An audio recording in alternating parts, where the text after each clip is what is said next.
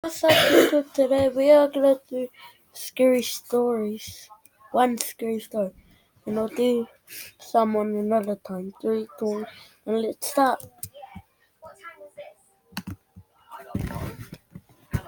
It was a typical boring day in calculus, only it was Friday, 7th period, meaning the week was almost over and spring break would finally be upon us. So everybody was getting antsy in their seats, I could tell. We didn't have a test that day like a lot of my friends did with their other teachers. So our teacher in the middle of class just decided to start playing games with us on Oracle.com. He was a very laid-back teacher like that. As we were doing some brand logo quiz on Sporkle, I remember the exact moment it happened. Right after my friend answered a question, I remember the exact answer too, Adidas. The dean's voice came through the loudspeaker. He sounded panicked and frantic as he told all the teachers this was not a drill and to go into lockdown. I actually got the chills, and I got goosebumps on my arms as our usually laid-back teacher too seemed panicked as he ran to turn off the lights and ushered us to the back corner of the room. We all sat in silence for about 2 minutes, and then the usual buzzing that came from the panel in the back of the room ceased, indicating that the school must have cut all the power. We all looked at each other, realizing this must be serious. A few more minutes of waiting later, we heard a man screaming at the top of his lungs coming down the hallway. Two girls in the class actually started crying, which made all of us even more scared. As the screaming got closer to the classroom, the lunatic-sounding man started banging on the lockers while screaming, "I'll kill all of you." It was at that moment that I started to fear for my life. My teacher shushed us as we all looked at each other to see our peers' reactions.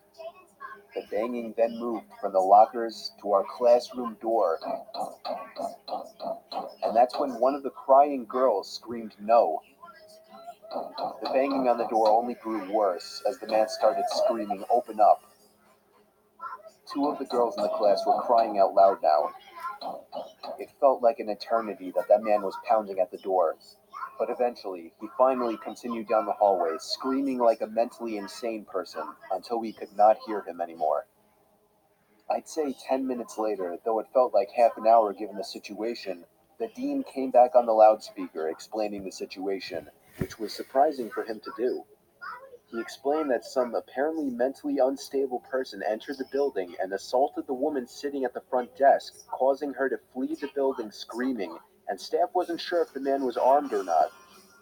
Now, this was before the school had cameras or could afford proper security, so the school was wide open to something like this happening. The staff had done a sweep of all the hallways and classrooms and couldn't find him, so the dean instructed the teachers to resume teaching but to keep all the doors locked and to not let any students leave for any reasons. The most disturbing part, however, is that one of the janitors working the night shift found the man sleeping in one of the storage closets near the back end of the school, and according to rumors that were spread by my peers, sticking out of his pocket was a .44 Magnum. The janitor must have done something stupid to wake him up, for example, leaving the closet door open, because by the time a police officer could arrive on the scene, the man was gone. My entire class, as far as I know, to this day, has no idea if this man was ever found, but I like to think that right now he's being given the proper help that he needs. Thank you guys for watching this video. Guys, I'll see you guys next time. Goodbye.